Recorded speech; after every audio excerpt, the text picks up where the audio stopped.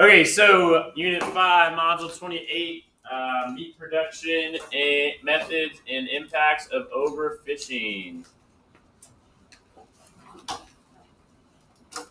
Our learning goals are to describe the benefits and consequences of different meat production methods and describe the causes and consequences of overfishing. Okay, so last module we talked about some advantages and disadvantages of irrigation and pesticides. Some of that being cost benefit, some of that being evaporation, not very good use of the resources. Pesticides help get us more crops to market, but they could be more dangerous for the ecosystem. So we're going to see kind of things like that for meat production and overfishing.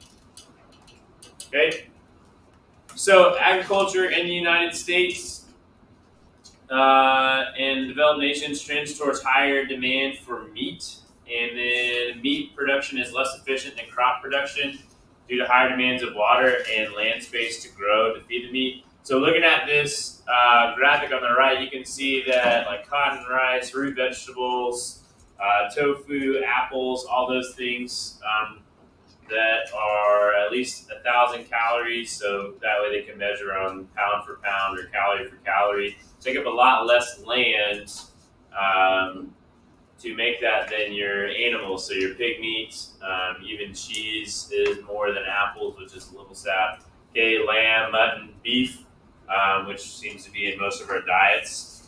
And so this doesn't just figure in like the land that the animal needs to like walk around and that kind of stuff, but it also is talking about the land we need to grow the food that that animal eats. So corn, um, whatever chickens eat, feed, that kind of thing, right? So keep that in mind. It's not just where the animals are living; it's where we're growing the food for those animals.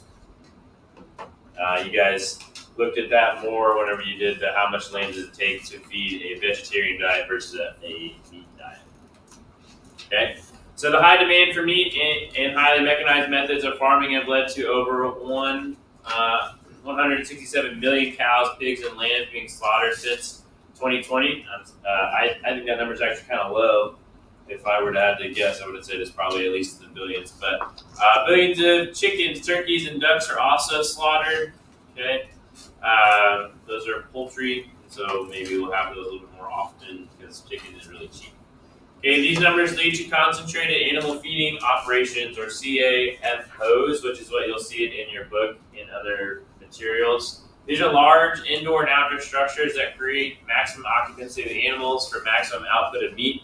They're also known as factory farms. So if you're listening to the news or anything like that, or seeing things on Facebook or TikTok or Twitter about factory farms are ruining the ecosystem or the environment, okay, that's what they're talking about. They're trying to fit as many animals into one area, indoor or outdoor, as they can. Because again, anything you do as far as like making money, you're trying to make the most money with spending the least amount of money, right? So if I can spend the least amount of money on my energy to keep this building or light this building or run cattle, I'm going to spend the least amount of money to do that, right? So I can maintain my profits just like anything else. Okay. Some of you try to graduate early, you're making the most of your time in life by taking more classes during the summer and that kind of thing, and so you're maximizing your ability. Okay. So some benefits of these factory farms: it minimizes the land cost, so you don't have to use as much land for the amount of animals. Okay. It improves feeding efficiency, so you can monitor what these animals are eating and know that like they're not going to get some sort of disease from the grass they ate that might have been infected with something, right? You know they're eating this amount of corn every day. Okay. The increased energy through higher animal body mass. So this is kind of a trick on there for the benefit, because the reason why they have higher body mass is because they're not able to move around as much, and so they don't have as lean muscles, so the fat builds up on them. So by limiting their movement, they're limiting their caloric exercises, and so they're getting fatter animals. Just like turkeys that are at farms can no longer naturally reproduce just because they're too fat. Like they can't get in the right position to have that happen, right? Okay. Some negative effects is the ethical concerns of confinements of animals. So obviously, if you care about animals to that extent, you're a little bit worried that that animal isn't living a full life. It's literally living just to be eaten, which is a little bit morbid. But we got to feed these people somehow, you know? So animals fed grains instead of natural grasses. So again, we're using food to feed these animals that needs to be grown somewhere else. It can't be grown on site because there just wouldn't be enough room unless you have like a giant farm, right? Okay. The high use of antibiotics and nutrient supplements. So that's a negative. Does anybody predict why using too many antibiotics would be bad for us? Yeah. Right, yeah. So not necessarily, yeah. So bacteria will become resistant to the antibiotics that we're just eating. It's not even things that you get from the doctor, right? So that's always the risk when you take antibiotics, is developing an immunity to them, or the bacteria developing immunity to those antibiotics. And so we're pumping that into the food that we eat, which means it's going into our body. And so we could have things like, not necessarily COVID, but an epidemic like COVID, where we're all where the antibodies that we're supposed to have are all resistant, and so we're going to get all sick, right?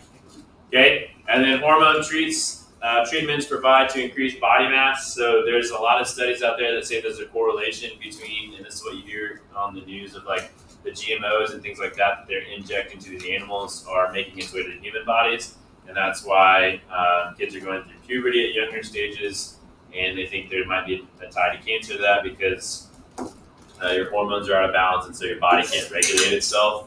Not that there's any like hard proof, but there is a lot of correlations between those things from studies they've done.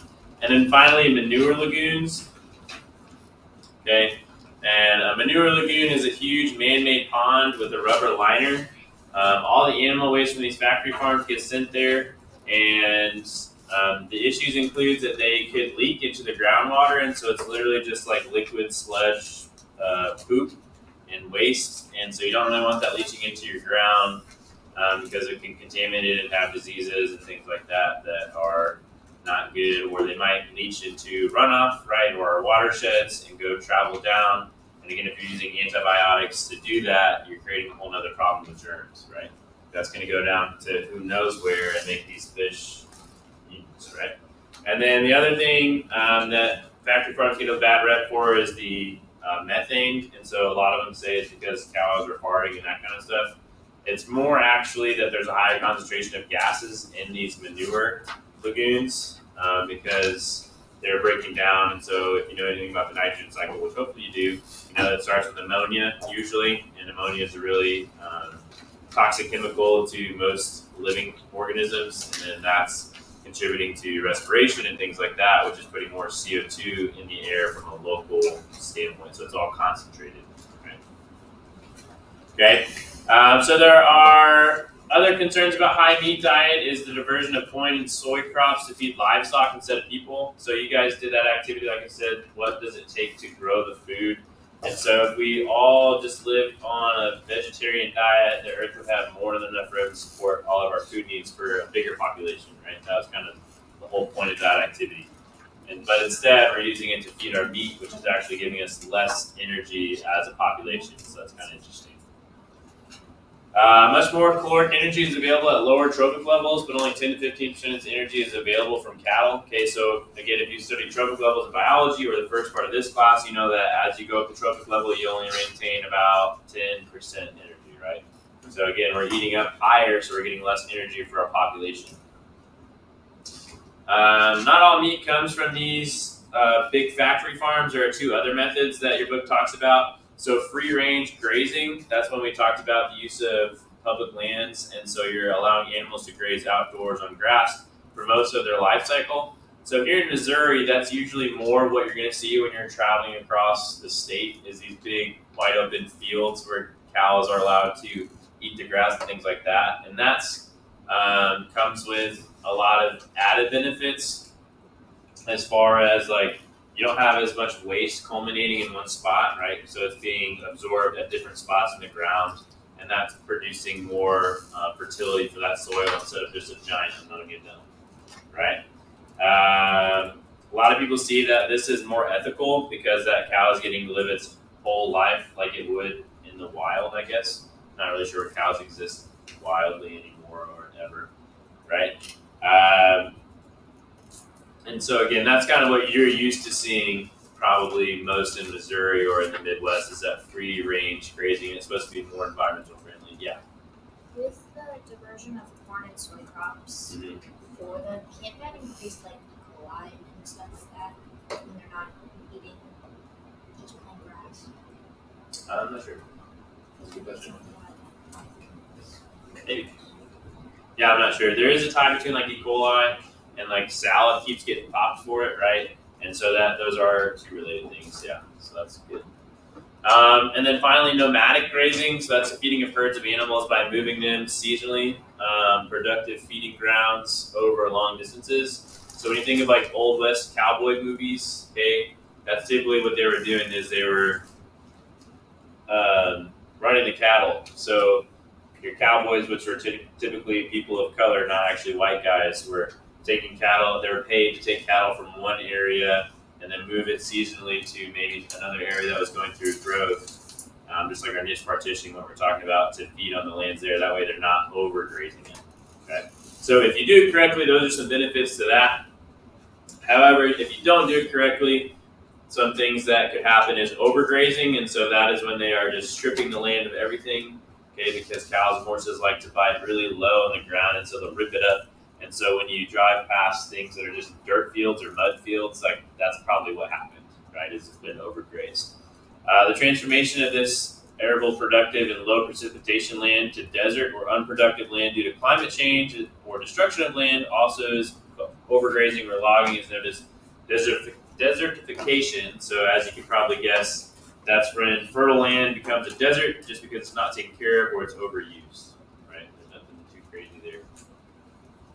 You don't really see it too much in this area right now, but that's part of the reasons why we have like armadillos coming up from the southern parts of the United States, as it is getting warmer here, and they're going to be able to survive more aptly because we're going to be more of a desert climate if we don't get it taken care of. Okay. So this is just a graphic to show you the desert vulnerability, desertification vulnerability. My gosh. Okay. And so you can see in some of these areas, we're not super vulnerable because we have a lot of humidity. And so Missouri is kind of like right in here. And so you can see it's starting to kind of peak up a little bit. But where you're going to start to see it most is areas that already have known deserts. So that is like this tan color right here. And so they're just going to start creeping down. And part of that is just global climate change because things aren't able to survive as hot or the seasons aren't correct or whatever. And some of that is that they're being overgrazed because, again, especially for your poorer countries, that's how they're making money is agriculture, right? Okay. So now we're on to our second standard. Describe the causes and consequences of overfishing. Another source of protein consumed by 3 billion people is fish. Okay. So I wanted to provide a picture of what an aquaculture actually looks like. So if you didn't know, this is an aquaculture. So it's kind of like a giant cage in the middle of a body of water. So in this case, we're probably talking the ocean. And so they're raising fish in this cage, essentially, in the ocean. Why is that good? So it provides the natural water that they would already have. They're probably getting their food sources from algae that naturally grows there, right? Is it ethically responsible? Hard to say, because the animal is probably not getting to live out its full life like it would normally, but also you're not taking from the natural environment that's already there. Okay. Anyways, this graphic right here shows you where all of our different fish are coming from and where they have been coming from. So captured inland, so that's just like going to a local pond here, catching a fish and eating it, not a whole bunch. Aquaculture and marine is definitely on the rise in the last 50, 70 years. And so that's actually kind of a good thing because that means that we're not taking from the natural environments that we don't know a whole lot about yet. Yes, we know more about space than we know about the ocean. Okay. Wild caught fish are harvested from fisheries. Flip page. Okay, which are considered to be commercially harvestable population of fish within a particular ecological region. Okay, you guys live not that far away from a fishery. Bennett Springs is a fishery of trout. Okay, and they do that mainly for conservation efforts, but you could tie that similarity there, right? Overharvesting of these fisheries can lead to a fishery collapse where 90% of the fish population declines. Current methods of commercial fishing include purse, seine nets, bottom trawl, mid-water trawl, and gill nets. Each of these methods is designed to capture large amounts of fish very quickly. Again, if I'm a business person, I'm trying to do the least amount of work to get the most amount of money. I'm trying to spend the least amount to get the most, right? Okay? Unfortunately, when that happens and nobody's there to regulate it, this is what your population looks like.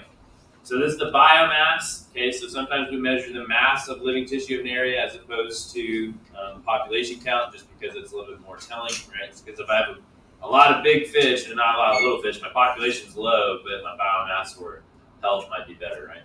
And so from 1960 to 2000, seems like kind of when it bottoms out, you know, we lose 100,000 tons of biomass of fish, and now we're kind of getting on the upswing. I'm sure you can probably guess why there's regulations passed in northwestern Atlantic, so on this side of the Atlantic. Okay, there's your pictures of each of your type. So the 1A is, I don't remember off the top of my head. Okay, it's the purse net. Okay, B is the bottom trawl, C is the mid-water trawl, D is the gill nets, and then E is the long lines.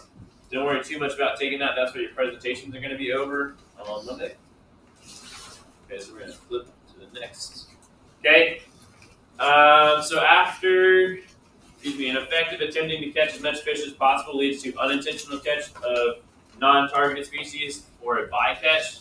So species such as sea turtles, dolphins, whales, sharks, numbers continue to be affected by the bycatch of commercial fishing. I'm sure you've all seen those videos of fish that are not supposed to be trapped in the nets getting trapped in the nets, and it's like a big deal, right? Ways to address these issues is to practice sustainable fishing. Laws have enacted to protect fisheries to set a maximum catch limit, shortening the harvest season. Shortening the harvest season means you get to grow longer. Movements of individuals can reduce the consumption of fish, or to consume only farmed fish can reduce these issues. Okay, so we'll talk more about this on Monday, but the biggest issue is the tragedy of commons, right? If nobody owns it, then nobody owns it. Nobody regulates it. It's everybody's resource, and nobody can control it. Okay, so that is your module 28.